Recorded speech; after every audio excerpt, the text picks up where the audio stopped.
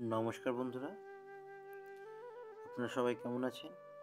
Video আসতে অনেক দেরি হয়ে গেল বুঝতে পারছি। তো যাই হোক, আজকে আমরা শুরু করছি নতুন একটা ভিডিও দিয়ে, নতুন কিছু শেখার জন্য। তো চলুন শুরু করি ভিডিওটা।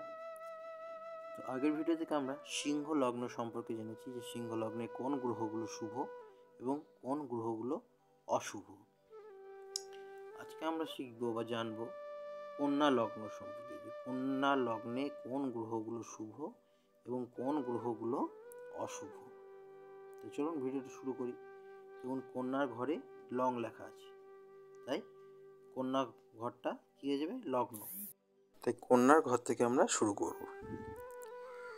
তো দেখুন, কন্যার লগ্নে অধিপতি কে? বুধ। দেখুন লংয়ের পাশে কি লেখা আছে? বুধ। বুধ গ্রহ এই লগ্নে অধিপতি গ্রহ। এবং আর একটা ঘর, সেটা হচ্ছে দেখুন 1-2 করে গুনলে 1 2 3 4 5 6 7 8 9 10, দশম ঘরে বুধ কিন্তু জায়গা রয়েছে বুধের। দুটো ঘরের মালিক 1 নম্বর ঘর এবং 10 নম্বর ঘর। 1 নম্বর ঘর মানে লগ্ন থেকে আমরা কি জানতে পারি? জাতকের পার্সোনালিটি, ব্যক্তিগত এইসব জিনিসগুলো আমরা জানতে পারি। আর লগ্নের যেহেতু অধিপতি বুধ গ্রহ, তাই বুধ এই লগ্নে খুবই শুভ গ্রহ। এবং আর একটা কোন ঘর পেয়েছে? দশম ঘর। দশম ঘর কি? কেন্দ্র ঘর। কেন্দ্র ঘর হওয়ার জন্য শুভ। এছাড়া আমরা দশম ঘর থেকে কী বিচার করি? কর্ম, জাতকের কর্ম বা জাতিকার কর্ম। কর্ম মানে জীবন। তাই দুটো ঘরই শুভ ঘর হওয়ার জন্য এই লগ্ন ছকে বুধ গ্রহ শুভ গ্রহ। তারপর বুধ গ্রহ শুক্র গ্রহকে কোথায় দায়িত্ব দিয়েছেন বা কোন ঘরের দায়িত্ব দিয়েছেন দেখে নিই চলুন। দেখুন, শুক্রকে দ্বিতীয় এবং নবম ঘরের মালিক বানিয়েছেন। দ্বিতীয় ঘর থেকে আমরা কি বিচার করতে পারি? জাতক জাতিকার ধন সম্পত্তি, কুটুম, মুখের বাণী, তার জমানো ধন, মানে সব ভালো ভালো ডিপার্টমেন্টগুলোই কিন্তু দ্বিতীয় ঘর থেকে আমরা পেয়ে থাকি।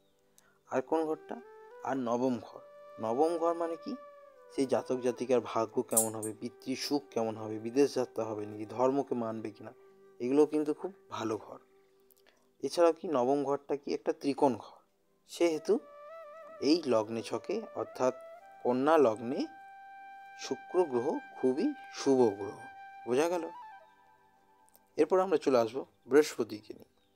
বৃহস্পতি গ্রহকে দেখুন কোন কোন ঘরের দায়িত্ব দিয়েছেন? চতুর্থ ঘর এবং সপ্তম ঘরের দায়িত্ব দিয়েছেন বা মালিক বানিয়েছেন। কিন্তু বৃহস্পতি দেবের এই ঘরে একটা বিষয় বোঝার আছে, যে বৃহস্পতি যদি এই লগ্নে যদি তৃতীয়, ষষ্ঠ, অষ্টম এবং দ্বাদশ ঘরের বসে থাকে, তাহলে কি হয়? বৃহস্পতিদেব এখানে কেন্দ্রাধিপতি একটা দোষ পায়, তখন কিন্তু ভালো ফলাফল দিতে পারে না বৃহস্পতিদেব এই কন্যা লগ্নে। কিন্তু আবার যদি লগ্নে দ্বিতীয়, চতুর্থে, সপ্তমে, নবমে এবং একাদশে বসেন, তখন কিন্তু ভালো ফলাফল দেয়। তাই এই কন্যা লগ্নে যখন বিচার করবেন আপনারা, তখন কিন্তু বৃহস্পতিদেবের প্লেসমেন্টটা আপনারা দেখে নেবেন। কারণ বৃহস্পতিদেব ভালো গ্রহ হওয়ার পরেও কিন্তু এখানে কি কেন্দ্রাধিপতি একটা দোষ পেয়ে যায়। সেটা কোন কোন ঘরে? তৃতীয়, ষষ্ঠ, অষ্টম এবং দ্বাদশ ঘরে বসলে খারাপ ফলাফল দিতে পারেন বৃহস্পতিদেব। এটা সবসময় মাথার মধ্যে রাখবেন। আচ্ছা, এরপর আমরা চলে আসবো শনি গ্রহকে নিয়ে। শনি গ্রহকে কোন কোন ঘরের দায়িত্ব দিয়েছেন বুধ গ্রহ? পঞ্চম ঘর এবং ষষ্ঠ ঘর। পঞ্চম ঘর থেকে আমরা কি কি বিচার করি? পঞ্চম ঘর থেকে জাতক বা জাতিকার পড়াশুনো, প্রেম, ভালোবাসা, সন্তান, এসবগুলো কিন্তু বিচার করি। তাছাড়াও কি পঞ্চম ঘরটা হচ্ছে একটা ত্রিকোণ ঘর। ত্রিকোণ ঘর হওয়ার জন্য কি শুভ ঘর। এছাড়াও আর একটা কোন ঘর দায়িত্ব পেয়েছেন? ষষ্ঠ ঘর। ষষ্ঠ ঘর থেকে রোগ, ঋণ এইসবগুলো পেয়ে থাকি। কিন্তু যেহেতু পঞ্চম ঘর ত্রিকোণ ঘর হয়, সেহেতু কি শনি গ্রহ এই লগ্নে খুবই শুভ গ্রহ। তাহলে শুভ গ্রহ কোনগুলো আমরা আশা করি বোঝাতে পেরেছি। প্রথম হয়েছে বুধ গ্রহ নিজেই, কারণ তিনি লগ্নের অধিপতি। তারপরে কি? শুক্র গ্রহ, তারপরে বৃহস্পতি, তারপরে শনি। তাহলে এই 4টি গ্রহ কন্যা লগ্নে শুভ গ্রহ। বোঝা গেল? এরপর আমরা চলে আসবো মারক গ্রহ। এই কন্যা লগ্নে মারক গ্রহ কোন গ্রহ সেগুলো দেখব। তো প্রথমেই আমরা দেখব মঙ্গল গ্রহ। মঙ্গল গ্রহের সাথে কিন্তু বুধ গ্রহের খুব একটা মিত্রতা নেই, মানে মিত্র নয়, একে অপরের বন্ধু নয়, একে অপরের কি শত্রু, সেটা আমরা শত্রু মিত্র ভিডিওতে দেখেছি। আপনারা যদি ভিডিওটা না দেখে থাকেন তাহলে দেখে নেবেন। তো যাই হোক, মঙ্গল গ্রহকে দেখুন শত্রুতা বজায় রেখে কোন কোন ঘরের দায়িত্ব দিয়েছেন বুধ গ্রহ? তৃতীয় এবং অষ্টম ঘরের দায়িত্ব বা মালিক বানিয়েছেন। তৃতীয় ঘর থেকে আমরা কি বিচার করি? পরাক্রম, কাজ করা, মানে সব কিছু কি যেগুলো আমরা বাস্তব জীবনে চাই না। ভাই বোনের সাথে ঝগড়া, এইসবগুলো কিন্তু আমরা চাই না। আমরা অতিরিক্ত পরিশ্রম করতে চাই না, ফালতু খরচা করতে চাই না, সেগুলো কী সব আমরা তৃতীয় ঘর থেকে পেয়ে থাকি। এবং কি অষ্টম ঘর থেকে আমরা কী পেয়ে থাকি? অষ্টম ঘর থেকে টেনশন, মৃত্যু তুল্য কষ্ট, এইসবগুলো কিন্তু অষ্টম ঘর থেকে পেয়ে থাকি। এই দুটো ঘরই কিন্তু আমরা বাস্তব জীবনে চাই না যে এই জিনিসগুলো আমাদের জীবনে আসুক। তাই কি মঙ্গল গ্রহ এই লগ্ন ছকে খুবই মারক গ্রহ, এটা সবসময় মাথায় রাখবে, বা অশুভ। এরপর দেখি চন্দ্র গ্রহকে বুধ গ্রহ কোন ঘরের দায়িত্ব দিয়েছেন, কোন ঘরটার বা মালিক বানিয়েছেন? সেটা হচ্ছে কি দ্বাদশ ঘর, একাদশ ঘর। দেখুন একাদশে চন্দ্র লেখা আছে। তো একাদশ ঘর থেকে আমরা কি বিচার করি?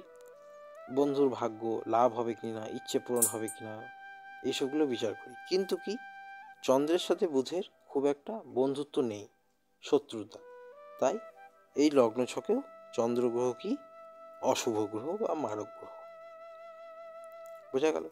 এই জিনিসগুলো আপনার বন্ধুর সঙ্গে সম্পর্ক ভালো হলেও কি চন্দ্রগ্রহ কিন্তু কি করবে? সেটা খারাপ করে দেবে, শত্রুতা করে দেবে। ইচ্ছা পূরণ করতে গেলেও কিন্তু সেই ইচ্ছা পূরণটা হবে না, সেগুলো কি চন্দ্রের জন্য। এগুলো কিন্তু মনে রাখতে হবে। এরপর আমরা কি দেখবো? রবি গ্রহ। রবি গ্রহকে কোন ঘরের দায়িত্ব দিয়েছেন বা কোন ঘরের মালিক বানিয়েছেন? দ্বাদশ ঘর। দ্বাদশ ঘর থেকে আমরা কি বিচার করি? ব্যয়, ক্ষতি, জেলযাত্রা, বিচ্ছেদ, এইসবগুলো কিন্তু দ্বাদশ ঘর থেকে পেয়ে থাকি। তাই দ্বাদশ ঘরটা কিন্তু খুব একটা ভালো ঘর নয় আমাদের লগ্ন ছকে। তাছাড়া কি রবিকে এই দ্বাদশ ঘরের দায়িত্ব দেওয়ার কারণে রবি কিন্তু এই লগ্ন ছকে অর্থাৎ কন্যা লগ্নে অশুভ গ্রহ বা মারক গ্রহ। এখানে কিন্তু রবির সাথে বুধের শত্রুতা নেই, রবির সাথে বুধের মিত্রতা আছে, কিন্তু ঘরটা খারাপ ঘর হওয়ার জন্য কি হচ্ছে? রবি এই লগ্ন ছকে অশুভ গ্রহ বা মারক গ্রহ। তাহলে শুভ গ্রহ এবং অশুভ গ্রহগুলো আপনারা চিনে নিলেন, যে কন্যা লগ্নে কোনগুলো শুভ বা কারক গ্রহ এবং কোনগুলো অশুভ বা মারক গ্রহ। বোঝা গেল? আশা করি বুঝতে পেরেছেন আপনারা সকলে। যদি বুঝতে অসুবিধা হয় কোথাও আমার ভিডিওর নিচে কমেন্ট করবেন, আমি আবার যতটা পারবো বোঝানোর চেষ্টা করব। এই শুভ অশুভ গ্রহগুলো আপনারা চিনতে পেরে গেলে পরবর্তী ক্ষেত্রে আমরা অন্যান্য ভিডিওগুলো তৈরি করব, যেখান থেকে আপনারা লগ্নছক বিচার করতে আপনাদের কোনো অসুবিধা হবে না। যে কোন গ্রহের বা কোন রাশির কোনগুলো ইষ্ট দেবতা, এইগুলো আপনাদেরকে পরপর আমি সব শিখিয়ে যাব, যাতে আপনাদের কোনো অসুবিধা না হয়। তো আজকের ভিডিওটা আমরা এখানেই শেষ করব। সবাই ভালো থাকবেন, সুস্থ থাকবেন আর আনন্দের সাথে থাকবেন। আর আমার সাথে পাশে থাকবেন। আমার ভিডিওগুলো সবাই দেখবেন, লাইক করবেন, কমেন্ট করবেন এবং সমস্ত বন্ধুদেরকে আপনারা শেয়ার করে দেবেন, যাতে তাদেরও এগুলো শিখতে খুবই সুবিধা হয়। বেশ, আজকে আর বেশি কিছু বলবো না, এখানেই আমার ভিডিওটা শেষ করছি। ধন্যবাদ।